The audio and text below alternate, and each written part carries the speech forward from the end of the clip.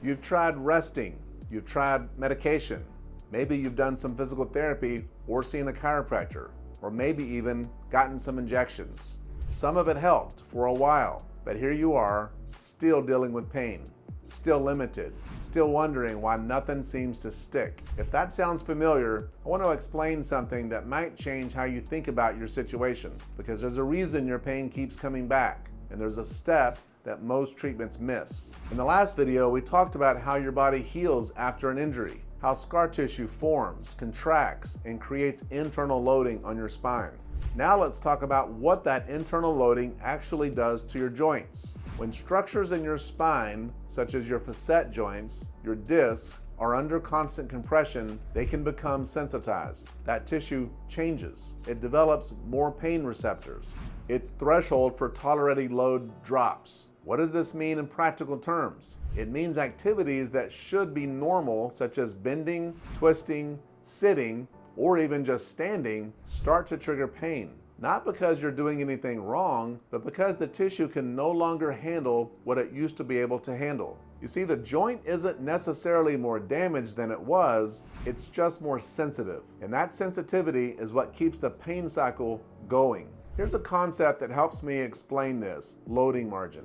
Think of your spine like a bridge with a weight limit. When you're healthy, that bridge can handle a lot. Daily activities, exercise, occasional heavy lifting. You have plenty of capacity, plenty of margin. But after an injury, after the scar tissue, the contraction, the internal loading we talked about, your loading margin can shrink. The bridge's weight limit drops. Now, activities that used to be well within your capacity are pushing you right up to the limit or over it. That's why you might be hurting yourself doing something simple, bending to tie your shoes, picking up a bag of groceries. It's not that the activity was too demanding, it's that your loading margin had already shrunk to the point where almost anything can push you over the edge. And here's the key: until you restore that loading margin, until you increase your spine's capacity to handle load, you'll keep bumping up against that limit. Now let me show you the cycle that keeps most people stuck. It starts with the injury. Tissues are damaged. Your body heals with scar tissue. That scar tissue contracts, creating internal loading. The internal loading compresses your joints, facets, discs, sometimes even the nerve roots themselves. Those structures become sensitized. Your loading margin drops. Now, normal activities trigger pain, so you rest, you avoid movement, you protect the area. But here's the problem: rest doesn't unload the tissue fully. The internal loading is still there. The compression still there. The sensitivity remains. And while you're resting, the tissues continue to tighten. Less movement means more stiffness. More stiffness means more internal loading. The cycle compounds. Eventually, you feel a little bit better. The acute pain calms down, so you try to return to normal activities. But your loading margin hasn't changed. The sensitivity is still there, and pretty quick, the pain comes back. And that's why some people go months or even years dealing with the same problem. They're caught in a cycle that rest alone can't break. Now, you might be thinking, but I've gotten treatment. Why didn't it work? This isn't about treatment being bad. It's about whether the treatment actually unloads the specific tissue that's sensitized. Let me give you some examples. Medication can reduce inflammation and block pain signals. That has value. It keeps you functional day to day. But medication doesn't create the mechanical space in a compressed joint. It doesn't lengthen shortened tissues. When the medication wears off, the mechanical problem is still there. Injections can temporarily desensitize tissue by reducing inflammation at a specific location.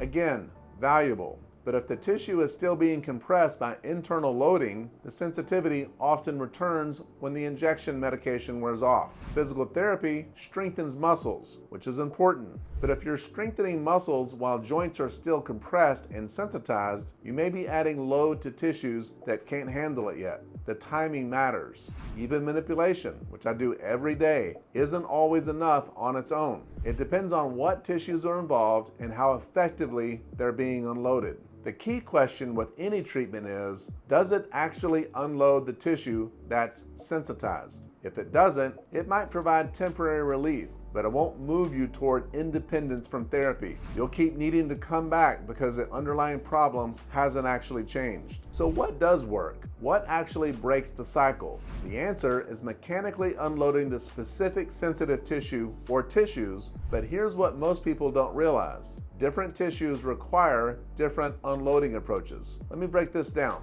You see, if your facet joints are tight and compressed, those are the small joints on either side of your spine, they need to be opened. They need slack restored. Effective spinal manipulation can do this when performed correctly. It opens the joint, creates a little bit of space, and allows the sensitized tissue to calm down. If your muscles and fascia are shortened and tight, creating that internal loading we discussed, they need to be lengthened. Myofascial release techniques can address this. We're physically lengthening the tissues that have contracted, reducing the tension they're placing on your spine. And if your discs are involved, if we see disc abnormalities on imaging, if there's a bulge or a herniation contributing to your pain, then the disc itself needs to be unloaded. This is where specific and progressive spinal decompression comes in. Spinal decompression creates space between the vertebrae. It takes pressure off the disc. It allows the disc to receive the nutrients and hydration it can't get when it's constantly compressed. And it does this progressively, gradually increasing the unloading force over multiple sessions as the tissue becomes less sensitive. And here's the point. You can't treat every tissue the same way. A disc problem requires different intervention than a facet problem. Tight muscles require different techniques than joint compression. The treatment has to match the tissue. And when it does, when you actually unload the specific structures that are sensitized, your loading margin starts to increase. Your spine's capacity to handle normal life starts to return, and the cycle finally breaks. And here's what I want you to take away from this. The goal of treatment isn't to need treatment forever. The goal is independence. And if a treatment isn't moving you toward being able to live your life without constant intervention, then something isn't being addressed. The underlying tissue isn't being unloaded.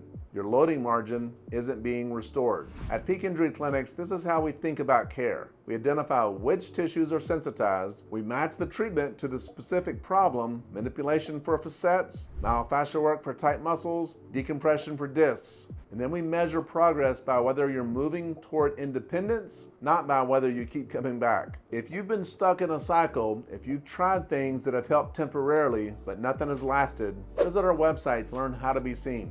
Let's figure out what's actually going on and whether or not you can be helped. Take care.